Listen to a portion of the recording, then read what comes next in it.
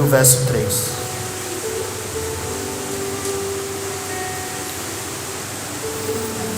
Graças a Deus que nos dá vitória por meio do seu Filho Jesus Cristo. Então diz assim o texto: clama a mim e responder-te-ei, e anunciar-te-ei coisas grandes e firmes que ainda não sabes. Os irmãos podem tomar o vosso assento. Louvado seja o nome do Senhor.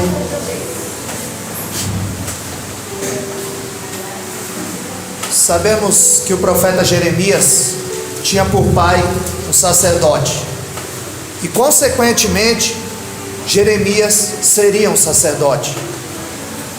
Mas quando nós começamos a ler o livro de Jeremias, nós entendemos que é Deus que chama, que é Deus que põe, que é Deus que tira, que é Deus que faz, que é Deus que acontece.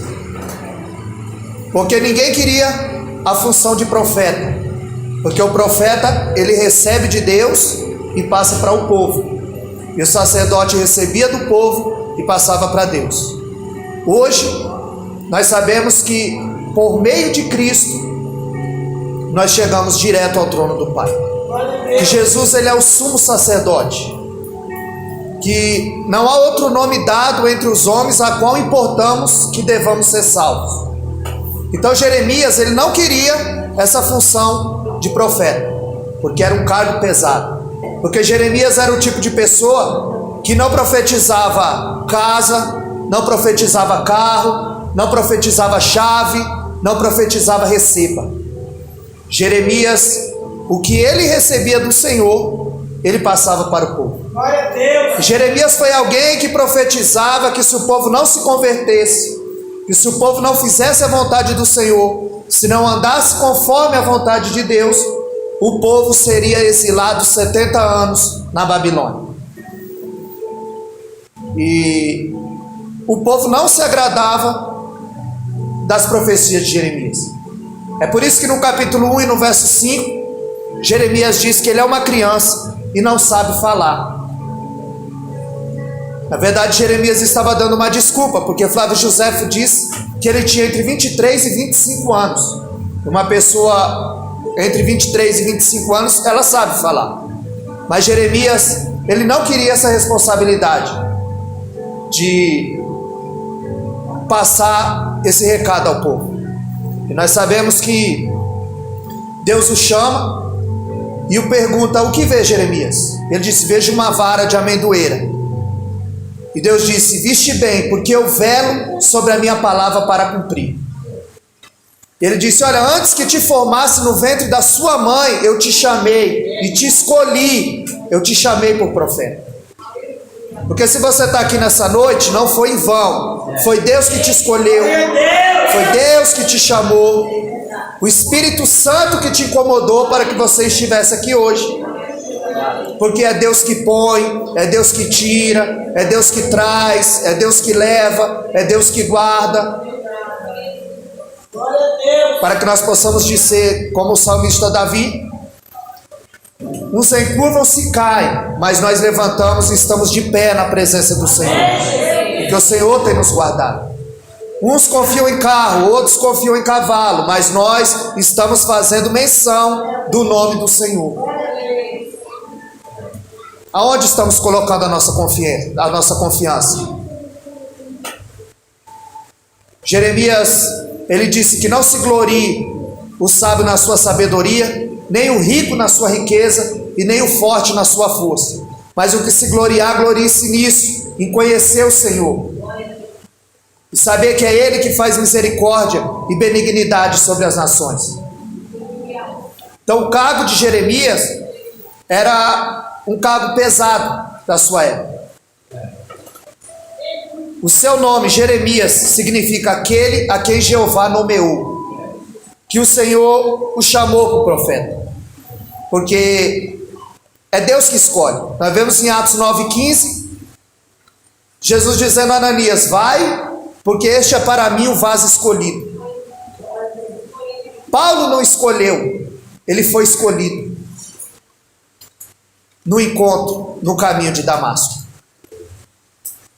E quando Deus disse para Jeremias: eu te conheci no ventre da sua mãe, Porque Deus conhece a cada um aqui nessa noite. A Bíblia diz em Mateus capítulo 10, verso 30, que até os cabelos da nossa cabeça estão contados. Que o Senhor conhece o nosso levantar e o nosso deitar. Que nada está patente aos olhos do nosso Deus. E assim como Deus chamou Paulo, assim como Deus chamou Jeremias, Deus também nos chamou nessa noite. Deus nos chamou para um compromisso. Deus nos chamou, como o pastor disse aqui, para que cada um faça a sua parte. Porque Paulo gostava de fazer uma analogia quando olhava para a igreja a respeito do corpo, que era todos os membros trabalhando harmoniosamente para o bem do corpo. Ou seja, se a sua garganta inflama, o braço se oferece para tomar a injeção, sentir a dor. É o que o pastor disse aqui. Sentir a dor do outro. Se alegrar com a vitória do outro. E são todos os membros trabalhando harmoniosamente para o bem do corpo, a qual a cabeça é Cristo. E nós sabemos que Jeremias, ele queria fugir da sua responsabilidade. Assim como Moisés, quando Deus chama Moisés, em Êxodo capítulo 4, verso 10, Moisés disse: eu não sou homem eloquente, eu sou um homem pesado de língua. Porque Moisés também não queria aquela responsabilidade. E Deus estava dizendo: quem formou a boca? Quem formou a língua? Então tudo que eu te disser, tu falarás. Assim ele disse para Jeremias: eu coloco as minhas palavras na tua boca. Então nós não devemos ter medo o que havemos de dizer. Porque conforme Lucas 10, 20, o Espírito colocará na vossa boca o que há de ser dito. Mas nós só vamos saber o que dizer se nós estivermos lido a Bíblia, se nós estivermos na escola dominical, se nós estivermos aprendendo mais e mais da parte de Deus. Assim como Gideão em Juízes 6,15, quando Deus o chama, ele disse: eu sou o menor da minha casa e a minha família é mais pobre de Manassés. Mas era ele que Deus chamou. Foi ele quem Deus escolheu. Porque muitas vezes nós estamos dando desculpa para fazer a obra de Deus. Mas Deus, ele usa as coisas insignificantes mesmo. Ele usou uma vara para abrir o mar. Ele usou uma pasta de figo para curar a úlcera do rei. Ele usou uma pedra para tirar água potável. Corvo para alimentar o profeta. Uma jumenta para alertar o profeta. Então Deus, ele usa as coisas insignificantes. Paulo disse isso em 1 Coríntios 1:27, que Deus chamou as coisas fracas para confundir a sábia. Porque é Deus que chama, é Deus que escolhe, é Deus que faz, é Deus que acontece. E o povo de Judá, ele havia rejeitado a Deus. Eles estavam adorando outros deuses, eles estavam se misturando com outras nações. E Jeremias era a última tentativa de Deus para chamar o povo ao arrependimento. E Jeremias, ele foi muito conceituado. Tanto que quando nós lemos Mateus capítulo 16 e o verso 13 e 14, Jesus pergunta: quem diz o povo que eu sou? Eles disseram: dizem que tu és Elias, outros dizem que tu és Jeremias, ou alguns dos profetas. Porque as profecias de Jeremias se cumpriram à risca. Por isso eles disseram que tu és Jeremias, porque Jeremias, assim como Cristo, profetizou que a cidade de Jerusalém seria destruída. Como foi? Que o povo se revoltavam contra eles e eles enfrentavam a oposição dos sacerdotes, dos reis, dos outros profetas. Os dois choraram sobre a cidade. E a cidade ela vai ser invadida ela vai ser sitiada, incendiada, mas se o povo se entregasse, eles seriam poupados. Mas eles não aceitavam as profecias de Jeremias. E Deus, quando chega no capítulo 13, chama Jeremias e diz: Jeremias, pega o teu cinto, vai até o rio Eufrates e o esconde ali. Porque o cinto, naquela época para o profeta, não era só um adorno para segurar as calças. Quanto mais adornado era o cinto, quanto mais enfeitado era o cinto, mais honra tinha o profeta. Então Deus manda Jeremias pegar o cinto, no capítulo 13, e esconder no rio Eufrates. Passado algum tempo, Deus chama Jeremias e diz: sabe aonde escondeste o cinto? Vai até lá e pega esse cinto novamente. E a Bíblia relata que quando Jeremias pega o cinto estava apodrecido e para nada servia. E Deus disse a Jeremias: se eu sou Deus, aonde está a minha honra? Porque assim como esse cinto está apodrecido, assim está a minha relação com o povo de Israel. Está apodrecido também, porque era um povo soberbo, porque era um povo que não estendia a mão ao pobre, porque era um povo ocioso e um povo de dura serviço, que é esse ossinho que nós temos aqui, que quando ele endurece, o queixo levanta e a pessoa fica soberba. Assim era o povo de Israel, soberbo, por ter sido o povo escolhido, por ter sido o povo chamado. Porque aonde os profetas estavam, eles se viravam para Jerusalém para orar. E eles se gloriavam do templo sem Jerusalém. Então era um povo de dura serviço. Mas o povo, ele se recusava a ouvir as palavras de Jeremias. E eles andavam segundo a dureza do seu coração. E Deus queria que Jeremias sentisse na pele o que aquele povo estava fazendo, tirando a honra do nosso Deus. Porque toda a honra, toda a glória e todo o poder pertence a Deus. Aleluia, Deus! Louvado seja o nome do Senhor. E ele usou vários profetas da mesma maneira. O profeta Oséias, quando ele disse: olha, Oséias, você é um profeta e você precisa casar. E ele imaginou escolher com quem ele ia casar. E Deus disse: olha, ao lado da sua casa tem um prostíbulo. Você vai até lá e casa com a pior meretriz que tem ali. Mas por que, Senhor? Porque tu é profeta. E profeta tem que viver o que prega. E tem que pregar o que vive. Então você vai se casar com ela, vai se deitar com ela. De dia você vai andar com ela e os seus supostos filhos atrás. Mas à noite não impeça dela se deitar com os outros homens dessa cidade. Porque quando você for pregar para esse povo sobre infidelidade, você vai estar vivendo na pele o que é infidelidade. Porque o Espírito Santo, ele tem sentimento.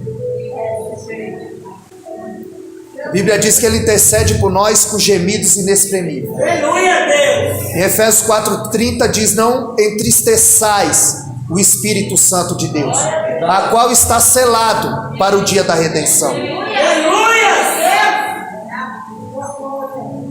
E o segredo do povo era clamar, que vem da palavra reclamar. Então quando ele está dizendo clama a mim, ele estava dizendo reclama a mim, qual é a tua petição? Mas o povo estava muito atarefado e não tinha tempo para Deus. E Deus ia usando os seus profetas.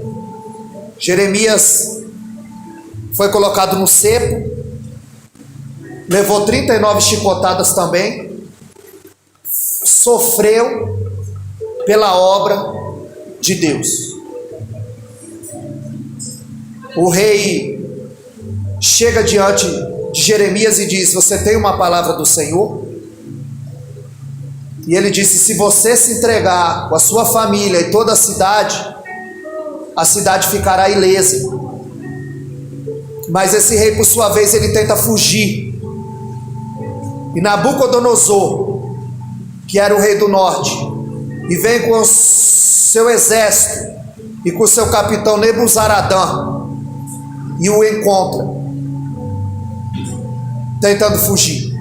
Arranca os olhos desse rei, que foi desobediente à palavra do profeta. Porque ainda existe profeta de Deus na terra. Aleluia, Deus. Para ministrar, para profetizar, para ensinar, para auxiliar, para aconselhar. E nós precisamos dar ouvidos. Glória a Deus. Jeremias foi jogado numa cisterna, onde não havia água senão lama.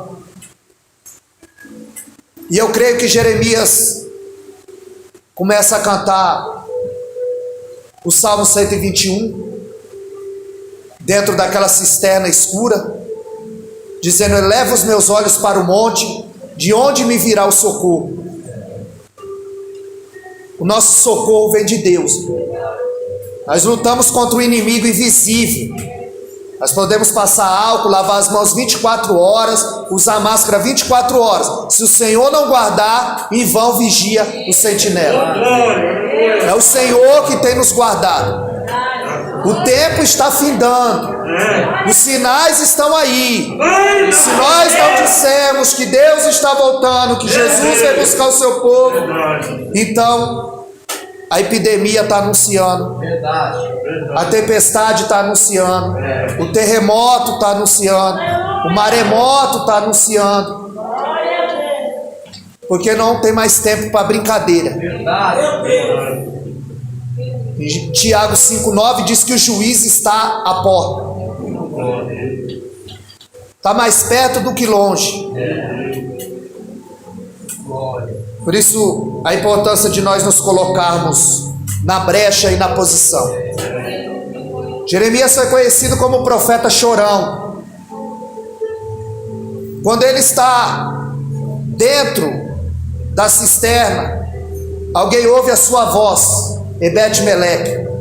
Ele vai diante do rei e diz: olha, o lançaram na cisterna, e ele está com fome, com sede, e vai morrer nessa situação. E o rei diz: o tira de lá. Então Ebed-Meleque pega uma corda, tira Jeremias da cisterna.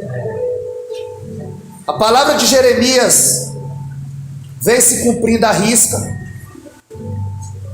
E Nabucodonosor dá uma ordem a Nebuzaradã, no capítulo 38. Ele diz: olha, naquela cidade existe o nome dele é Jeremias. Se ele quiser vir, traga-o, mas se ele quiser ficar, deixe. Porque Deus tinha dito em Jeremias 1,8: eu sou contigo para te livrar. E Deus guardou o profeta Jeremias. Deus livrou o profeta Jeremias. E nessa noite não é diferente conosco. Deus está dizendo: eu sou contigo para te livrar. Que Deus possa nos livrar a cada dia, nos abençoar, nos sustentar de pé. A nossa meta o ano passado não era conquistar nada, era ficar vivo. Porque quantas pessoas partiram? Quantas pessoas têm morrido por dia? E quantos têm morrido sem conhecer o Senhor, sem a salvação? Porque conforme Miqueias 2,10, nós estamos aqui de passagem. Levantai e andai, porque o vosso descanso não é aqui. Tem uma cidade preparada para nós, onde não existe sol, porque a luz do Cordeiro alumia a cidade. Mas para chegar lá, é preciso voltar ao primeiro amor. Fazer a vontade do Deus eterno. Então ele estava dizendo que o povo precisava clamar, que o povo precisava voltar a fazer o querer de Deus. O povo se rebelou, o exército destruiu a cidade e levou o povo 70 anos exilado na Babilônia. Foram lá que eles escreveram os salmos. Foram escritos quando eles estavam na Babilônia. Alguns salmos. E o segredo é clamar. Glória a Deus. Como o cego de Jericó clamou. Ele não enxergava. E a pessoa que não enxerga tem a sua audição mais aguçada. E quando nós começamos a ler o cego de Jericó, na ótica de Marcos diz que eles estavam saindo da cidade. Na ótica de Lucas diz que eles estavam entrando na cidade. Havia duas Jericós, a de Josué e a de Herodes, a qual ele construiu. Então diz que ele estava na estrada de Jericó, que é a mesma estrada do bom samaritano, onde ele estava ferido. Quer dizer que naquela cidade onde havia trevas, quando Jesus passou por ali houve luz. Glória a Deus. Naquela cidade Aleluia a Deus. aonde tinha destruição houve milagre. Porque quando Jesus chega, tudo que está fora do lugar, ele coloca no seu devido lugar. Aleluia a Deus. Sabemos que Bartimeu não é o seu nome. Ele é conhecido pelo nome do seu pai, Bartimeu, porque Bar quer dizer filho de. Então Bartimeu, filho de Timeu. Bar Jonas, filho de Jonas. Porque para o judeu você é conhecido pela sua família, pelo nome do seu pai. Então, esse cego de Jericó nem nome tinha.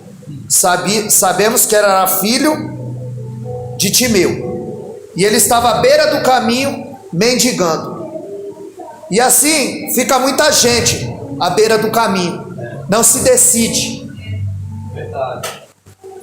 É por isso que Joel 3,14 fala sobre o vale da decisão. É por isso que Apocalipse 3,16 Jesus disse que não é quente e nem frio. Nem é quente como a igreja e nem é frio como o mundo. E porque é morno, estou a ponto de vomitar-te da minha boca. Então nós precisamos sair do vale da indecisão. Em 1 Reis 18, 21, o profeta Elias chamou o povo e disse: até quando cocheareis entre dois pensamentos? Se é Baal, seguiu. Se é Deus, seguiu.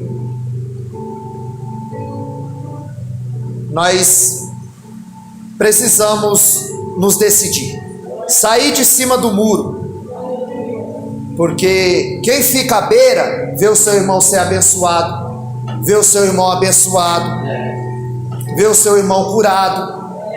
Por isso nós precisamos entrar neste caminho, a qual Jesus disse em João 14,6: eu sou o caminho, a verdade e a vida, e ninguém vem ao Pai se não for por Ele.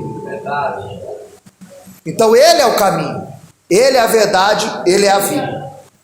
Ele estava dizendo do santuário, porque o átrio era o caminho, o lugar santo e o santo do santo. Então, ele estava dizendo: eu sou o átrio, eu sou o lugar santo e eu sou o lugar santo do santo, santíssimo lugar. Eu sou o caminho, eu sou a verdade e eu sou a vida. Aleluia a Deus. E a Bíblia diz que quando o cego ouve que era Jesus, porque o cego tem uma audição mais aguçada, e ele sensível, ouvindo o barulho da multidão, eu creio que ele pergunta: quem está passando aí? Pôncio Pilatos? Tibério Herodes? Tibério César? Herodes Agripa? E eu creio que alguém disse: olha, esse homem também passou lá em Naim. Aleluia. E ressuscitou o filho da viúva. Glória a Deus. O coveiro pode mudar de cidade, porque ele não vai enterrar o teu sonho. Ele não vai enterrar o teu parente, porque Deus está aqui, irmão, para nos livrar, para nos guardar, para nos abençoar de uma forma especial. Esse homem que está aí, ele também passou em Betânia e ressuscitou um homem que estava morto há 4 dias. Aleluia a Deus. Então não há impossível para Deus, irmão, nessa noite. E nunca haverá impossível para esse Deus. Aleluia, Jesus. Porque aonde eu e você não podemos ir, Ele vai. Aonde eu e você, aleluia, não podemos ir, a palavra vai. A palavra executa aquilo que ninguém pode executar. Ela muda a vida do mais vil pecador. Mas é necessário ser proferida. Porque a palavra, ela tem direção.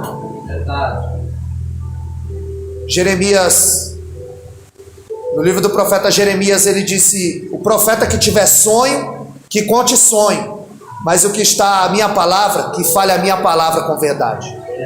Porque a palavra é o martelo que esmiuça a pedra.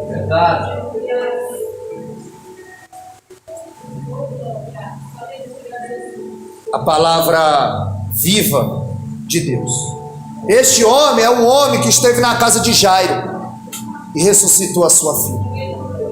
Nós temos um Deus da ressurreição. Um Deus que veio para dar vida e vida em abundância. E Deus é poderoso para ressuscitar aquilo que está morto na tua vida nessa noite. Candaragaçu. Alabaçu ide, calabaxeriandarábia. Deus que ressuscita sonho. Ele está aqui nessa noite, contemplando o meu e o teu coração. Mas o segredo é clamar. O segredo é reclamar. O segredo é clamar. Clama a mim e responder-te-ei, anunciar-te-ei coisas grandes e firmes. Por isso que nós temos que ter um propósito diante de Deus. No Salmo 27, verso 4, Davi disse: uma coisa pedi ao Senhor. Davi não pedia kit para Deus. Davi dizia: uma coisa pedi ao Senhor. Uma coisa de cada vez. Porque você pede um algo, aí você nem recebeu, você já está pedindo outro algo. Aí nem você sabe o que quer. Então pede, recebe e agradece. E se não recebe, agradece também. Porque Jesus disse: pedi e dar-se-vos-á. Ele não disse: pedi e será dado tudo o que você pediu. Porque Deus, Ele não vai dar algo para atrapalhar a sua obra, a salvação, o chamado. E esse cego, a fé dele está vindo pelo ouvir, e ouvir a palavra de Deus. Em João capítulo 6, 2, a Bíblia diz que muitos o seguiam porque via as obras que ele fazia. Não pelo que ouvia, mas pelos sinais que ele operava. E esse, por sua vez, era cego. E a sua fé, conforme Romanos 10, 17, que a fé vem pelo ouvir e ouvir a palavra de Deus. Não é ouvir história, não é ouvir sonho, é ouvir a palavra de Deus. Porque a palavra, de forma gradual, ela vai moldando o nosso caráter. Então, crente que não conhece a palavra é presa fácil.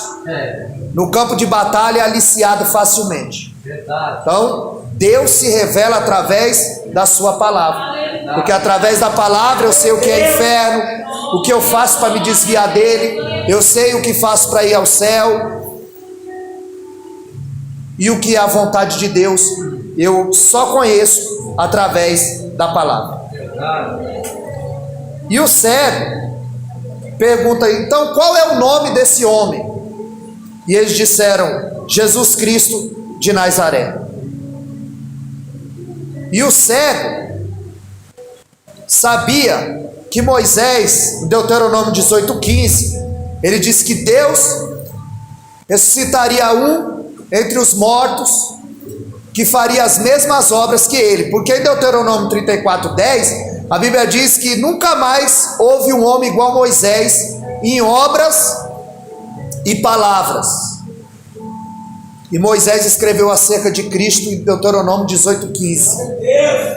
Então a fé do cego só crescia, só aumentava.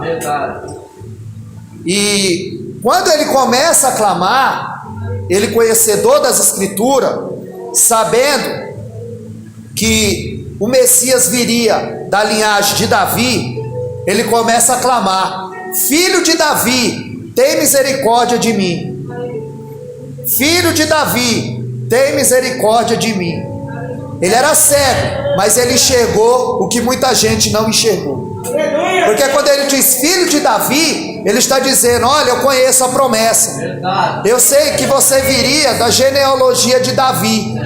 Eu sei que na tua genealogia teve uma mulher impura chamada Raabe. Eu sei que teve um incesto. Então me cura. Porque ele clamava, porque a sua fé estava em ação, porque ele conhecia o Deus a qual nós servimos. Ele está dizendo: eu creio na promessa, eu sei que o Senhor é o Messias, eu sei que havia uma moabita na sua genealogia, Ruth, e Deus disse que nenhum moabita entraria na congregação dos justos, e Ruth vai fazer parte da genealogia